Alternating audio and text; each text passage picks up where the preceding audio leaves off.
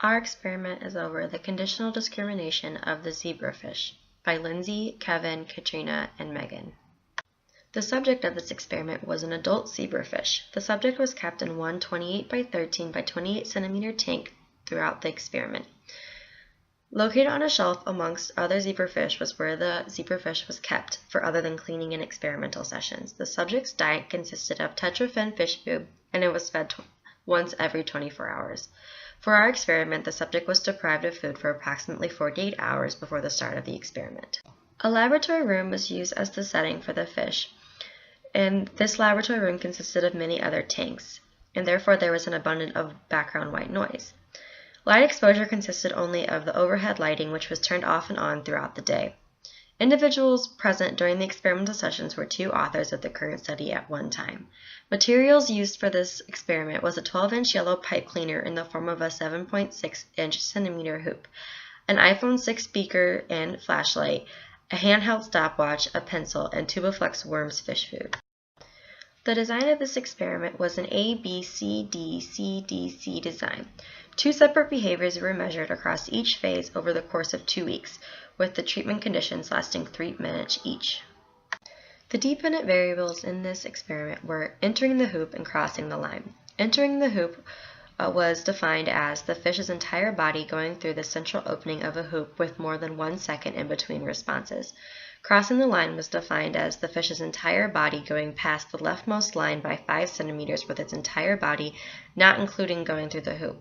The independent variables were the music and light conditions along with the delivery of differential reinforcement on a fixed ratio 1 schedule. The inter-observer agreement was measured by 2 independent observers who measured the dependent variables during sessions. It was collected for 35% of the trials conducted, and an average IOA was 99% with a range of 98 to 100% across all sessions. Procedural integrity was collected by an independent observer who watched 20% of the sessions being conducted. They recorded the delivery of the reinforcer, which was the food pellets. Correct delivery of reinforcers occurred at 96% across all trials and sessions. The procedure was as follows. Baseline for the jaw rule condition. Sessions were conducted for a fixed interval of 3 minutes.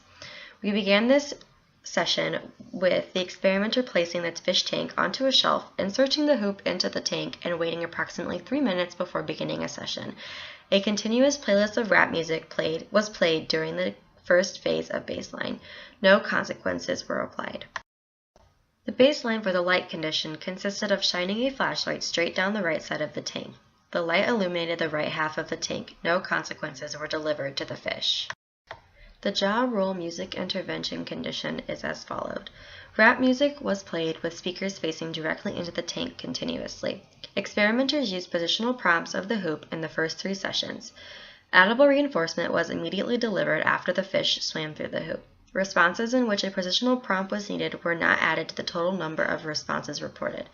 After the 3rd training session, differential reinforcement was delivered for entering the hoop during the context of the rap music playing with no additional positional prompts. Reinforcement in the form of a food pellet was delivered within 1 second of the fish entering the hoop on an FR1 schedule.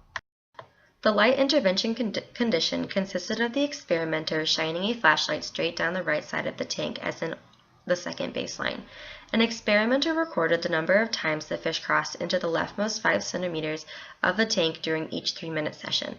Experimenters used response blocking during the first 3 sessions when the fish attempted to enter the hoop and when it attempted to swim under the light. The response was blocked with a standard pencil that was used to guide the fish's body away from the hoop or the right side of the tank.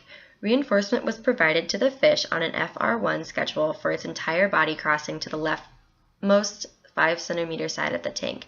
Reinforcement was again delivered in the form of a food pellet. A low rate of responding was observed in each of the baseline conditions across contexts, with 1 occurrence of each behavior in the baseline light phase.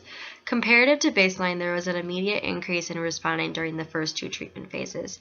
This increase in responding was a significantly greater magnitude for those crossing the line behavior in the light condition when compared to the music condition.